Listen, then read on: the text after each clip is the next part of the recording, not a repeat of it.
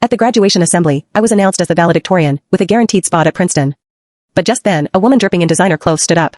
Principal Evans, if I recall, my husband donated the new library to the school last year, didn't he? That spot at Princeton, shouldn't it go to my son? The entire auditorium went silent. The principal just smiled nervously, bowing and scraping as he agreed. The woman shot me a smug look. So what if you have good grades? My husband is the CEO of Apex Corporation. A broke nobody like you could work your whole life and never even reach my son's starting line. I smirked at her and pulled out my phone. Mom, your stingy husband is wasting your money again. I hung up and looked at the arrogant woman who was still gloating. I knew who she was. Doris Thorne, the mother of Caleb Thorne, the kid who was dead last in our class. Seeing me look at her, she curled her lip in a dismissive sneer, looking me up and down. What are you looking at? You got a problem with it? Listen, little girl, this world isn't just about being good at books. Her sharp, manicured nail poked me in the chest. A poor student like you probably couldn't even afford to donate a single book in that library, could you? A few scattered laughs echoed through the hall. I clenched my fists, my nails digging deep into my palms. Principal Evans, since she mentioned donating the library, could we please check the donation records? Doris acted like she'd just heard the funniest joke in the world. Check? Who do you think you are? Does the great name of my husband, Leo Vance, even need to be checked? The principal wiped the sweat from his brow. Well, the donation list is in the finance office. I stared him straight in the eye.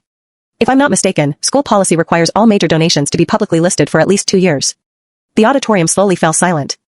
Doris's expression flickered. What are you trying to say? The principal fumbled for his phone and nervously dialed the finance office. When the finance director's voice came through the speaker, everyone held their breath. The new library from last year? The donor is listed as a Ms. Victoria Reed.